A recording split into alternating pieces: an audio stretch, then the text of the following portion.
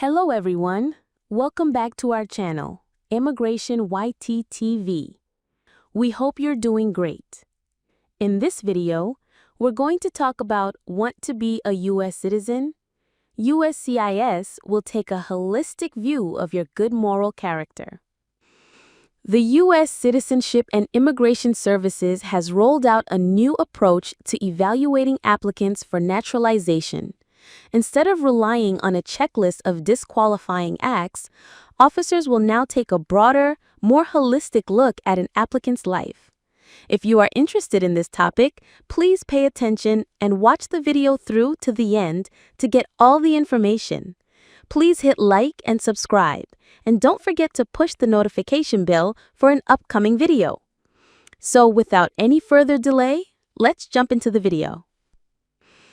The United States Citizenship and Immigration Services has unveiled a significant policy shift that fundamentally changes the way applicants for American citizenship are evaluated on the crucial criterion of good moral character. The move marks a departure from a mechanical, checklist-based system toward a more rigorous, holistic, and individualized assessment. The newly issued memorandum, released on August 15th, underscores that naturalization is not merely a legal transaction. Instead, it is a profound transformation into active, responsible membership in American society. Citizenship, the agency notes, comes with rights but also with duties. Thus, the character and conduct of applicants must reflect genuine commitment to civic life. Citizenship trends and demographics. In fiscal year 2024, which ended on September 30th, nearly 818,000 foreign nationals successfully acquired U.S. citizenship.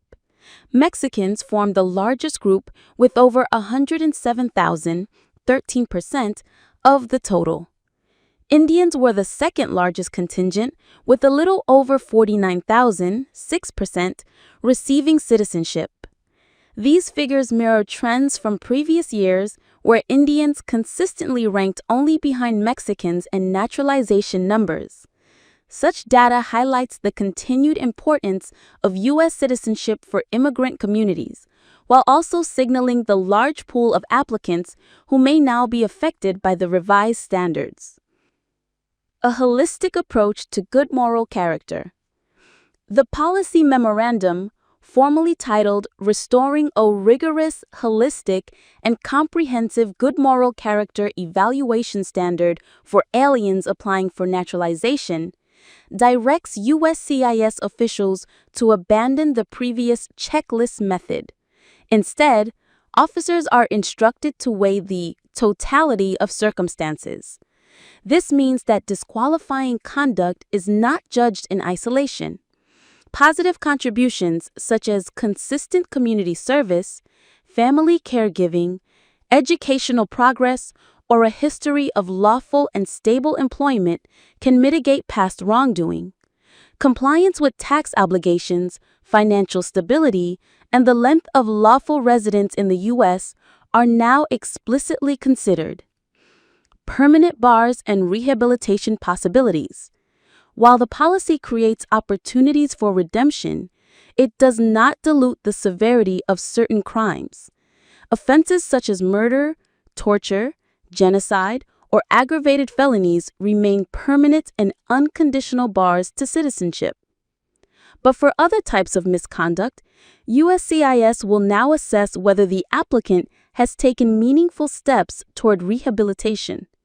This might include repayment of taxes, completion of court-ordered programs, or testimony from community leaders attesting to an individual's reform and contributions. In this way, the new framework blends firmness with fairness. Concerns about discretion and uniformity. Immigration attorneys have voiced both optimism and concern. On one hand, they welcome the recognition that applicants can change and grow. On the other hand, they caution that shifting from a rule-based model to a discretionary one could result in uneven outcomes. Decisions may vary widely depending on the individual officer evaluating the case, creating potential inconsistencies. For example, a Chicago-based Indian family considering citizenship noted that tax disputes arising from the U.S.-India tax treaty could potentially harm their applications. Others fear that financial disruptions caused by job losses during the pandemic, such as missed loan repayments, could surface as negative factors. Looking ahead, possible changes to citizenship tests. Beyond the moral character framework, broader reforms may be on the horizon. Joseph Adlow, confirmed as director of USCIS in July, told the New York Times that the existing citizenship test is too easy. He argued that many applicants can pass simply by memorizing answers without fully understanding American history or government. His remarks suggest that future changes could make the test more demanding, aligning it with the agency's renewed emphasis on substantive commitment to citizenship. A ray of hope for applicants. Despite concerns, the policy ultimately provides applicants with a clearer path to redemption. By acknowledging rehabilitation and emphasizing positive contributions, USCIS offers individuals an opportunity to demonstrate not just compliance with the law, but also genuine integration into American society. For immigrants seeking the American dream, this policy shift means both challenges and opportunities.